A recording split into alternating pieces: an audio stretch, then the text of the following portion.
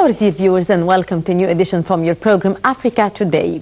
In today's edition we are going to talk about the water agreements and the security of the water in the African continent, as well as the Egyptian efforts to have a seat in the African Union Security and Peace Council, as well as also the fact that we did actually received or started to be active on our seat for the UN Security Council seat for the year. That would be our topics for discussion for today. But first we'll start with this report. Governing the establishment of water projects in the international rivers have become one of the basic legal principles which the riverine state should follow when establishing or inaugurating projects in order to realize the optimum and sustainable use of the benefit of the Nile Basin countries. More about the law governing the establishment of the rivers in the following report by Samah Sharif.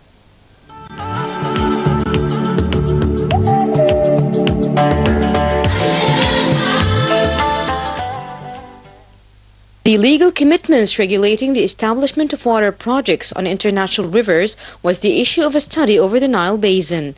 The researcher, Counselor Dr. Mohamed Abdelati Ishitawi, listed a number of concepts. First, concepts of the legal regulations for the establishment of water projects.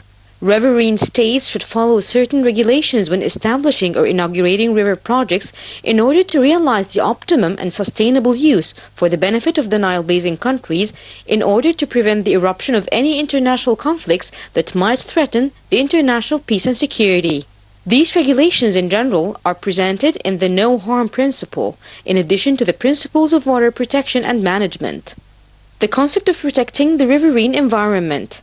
In general, the concept aims to protect the riverine environment from all forms of harm. Then comes river cooperation. The concept of prior notification comes atop cooperation means, since it is one of the requisite procedures which should be taken by the countries that would like to establish water projects, including dams, in order not to harm the interests of other states. The principle of settling river conflicts with peaceful means. In this respect, Article 33 of the UN Charter mentioned the peaceful means of resolving conflicts. Then, Ethiopia's abidance by the rules of establishing water projects. Several water projects have been established on the Ethiopian headwaters so as to be used in generating electricity and cultivating lands. Salient projects in this respect are Tekezi Dam, that was established over one of Atbara River tributaries, and Tana Bilis project over Tana Lake. It is well known that Egypt never opposed the World Bank's finance to some Ethiopian dams over the Nile that takes around 180 million square meters of water from Egypt and the Sudan's share. Moreover, in 2001, Egypt accepted Ethiopia's request from the African Development Bank to finance other dams. By this, it proved that it does not wish to obstruct the Nile Basin countries' development plans, especially Ethiopia's, as long as such plans are adopted according to the principles of the International Law of Waters and within the framework of inter-consultation and negotiations among the basin countries, while guaranteeing that Egypt's share will not be affected.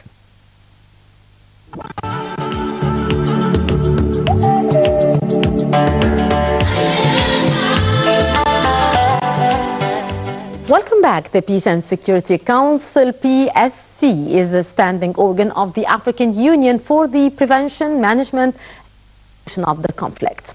It is a key element of the African Peace and Security Architecture, APSA, which is the umbrella term for the main AU mechanisms for promoting peace, security and stability in the African continent. The details.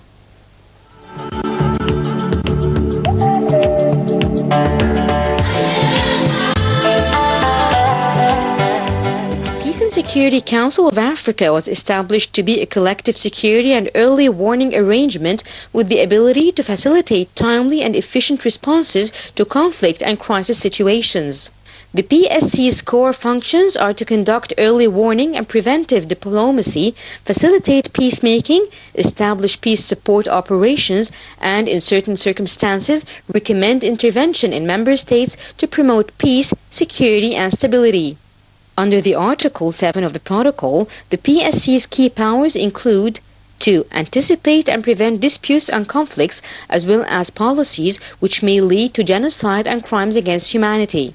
Undertake peacemaking, peace building, and peace support missions. Recommend intervention in a member state in respect of grave circumstances, namely war crimes, genocide, and crimes against humanity. Institute sanctions. Support and facilitate humanitarian action in situations of armed conflicts or major natural disasters. The PSC has 15 members. All are elected by the AU Executive Council and endorsed by the Assembly at its next session. 5 members are elected for 3-year terms and 10 for 2-year terms, usually to take up office on the first day of April following endorsement by the Assembly. Retiring members are eligible for immediate re-election. Members are elected according to the principle of equitable regional representation and national rotation. National rotation is agreed within the regional groups. Regional representation is usually Central Africa 3 seats, Eastern Africa 3 seats, Northern Africa 2 seats, Southern Africa 3 seats, and Western Africa 4 seats.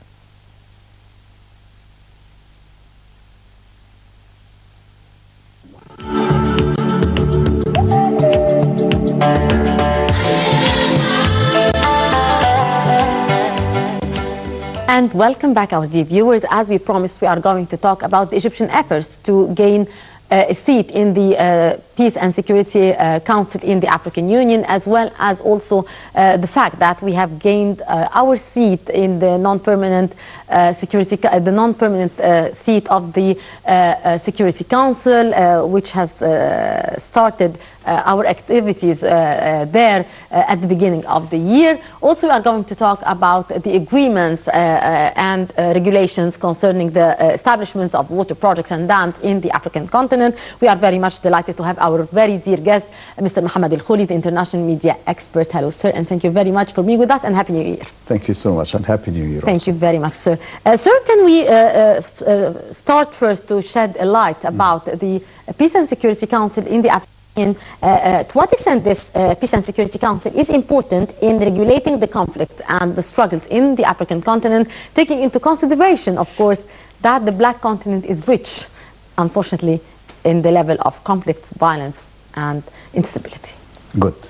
I think there is some connection, in my opinion, between the two facts that Egypt received 2 days ago, starting from this year. Yeah. It's our seat in the United Nations Security Council. This means that Egypt will be a kind of a tool, or kind of a means to share in the solution of the African problem, of the African continent's problem. In the UN? Yes, all over the world. Yes, of course. Second, Egypt is trying hard to have their seat in the other African Security Council, or the African Peace and Security Council, in order to be very nearest, as nearest as possible to the problems of our continent. Because as one of the very important periodicals said, I mean, the World Policy Journal, this is an American periodical, in their latest version or latest issue for 2015, which I received 2 days ago, they concentrated on the future of Africa. They said that Africa may be the continent of the future, especially starting from 2016. Why? Positively speaking and negatively speaking. Positively speaking, Africa is a promising source of water, you see, in comparison to the other regions of the world. You know that even the western coast, or the western states in the United States itself, California, is suffering a very severe drought, you see, for many consecutive years, you see.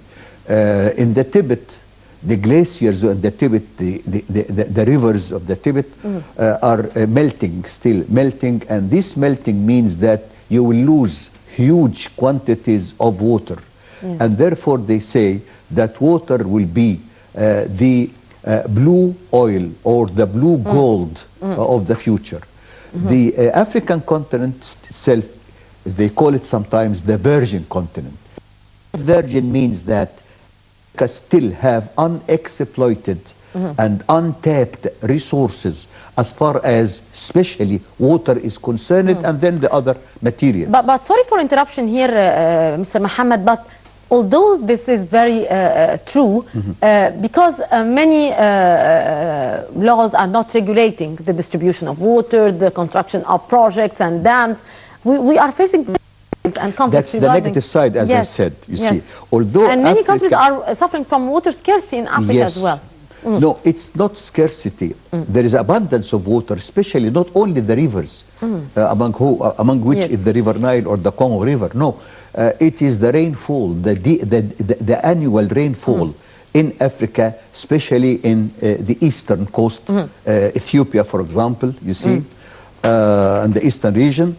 Africa has abundance of water in this respect. Yes. But the problem is the regulation. Yes. And the non-regulation and the absence of regulations in Africa is something abundant. Yes. You see, spread all over the continent. And that's why Africa here, as I said, positive and then negative. the negative. The negative thing is Africa is much more exposed to the problem of climate change.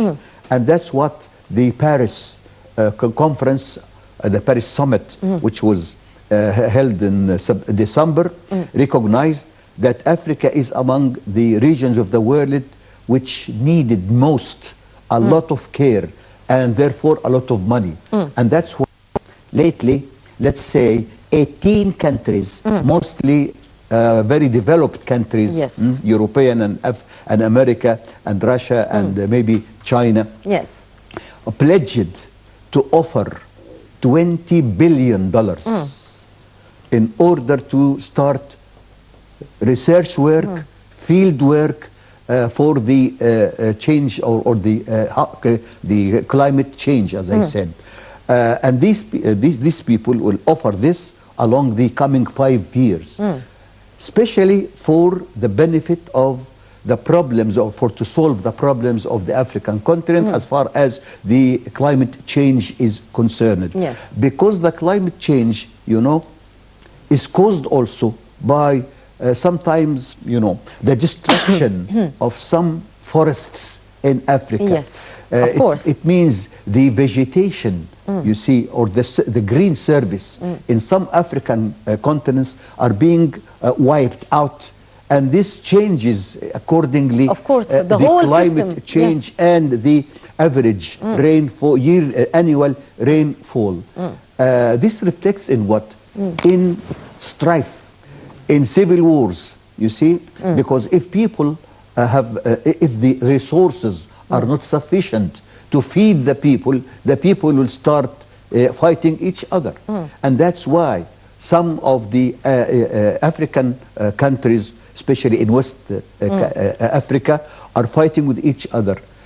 You remember in the 90s there was the Burundi and Rwanda, and then the Central African Republic. And other countries which are torn by civil strife. Although and the civil war. You have kindly mentioned at the beginning that Africa is a virgin continent, and Africa is very rich in natural resources, yet we are considered to be a poor continent. The average income of the citizen in the African continent is quite low. So how do you see the scene here, and how can we overcome these difficulties, Mr. Mohamed? The solution, or the magic word, is very simple. It's development. Development needs, as you know, two things: financial resources, which is easy to accommodate, to allocate. Yes. But the other thing is the know-how and the people. Africa is also lucky because they have in Africa, there is young generations who should be used and utilized in order to implement this development plan.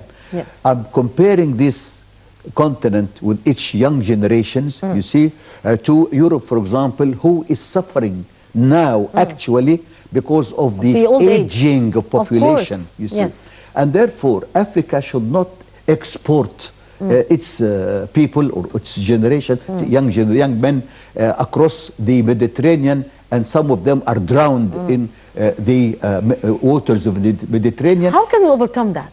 How can we stop that? Because I believe that the African youth or the person who is trying to risk his life while trying to go to Italy or Greece or Europe in order to have a better living, he's risking his life because he's already dead. He doesn't find a proper life in his hometown.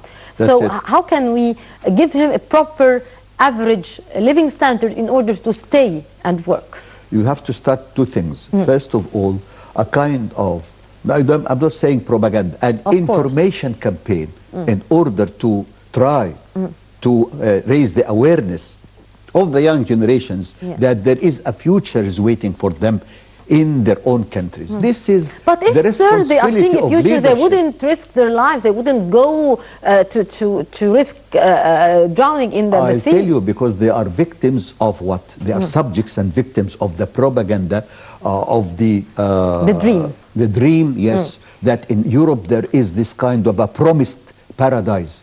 Although when they go there, you see, they don't feel any, they don't find any paradise. No paradise. They just have very mean, menial jobs, but they don't want to recognize it or to admit to themselves that they failed.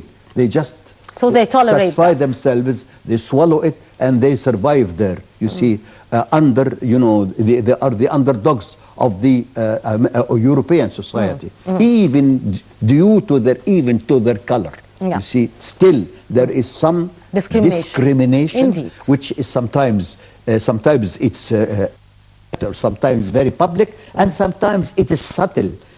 In the European societies, even the citizens in America itself, who are non-whites, they suffer some of these kind of problems, you see. And therefore, first of all, you have to raise the awareness of the young generation.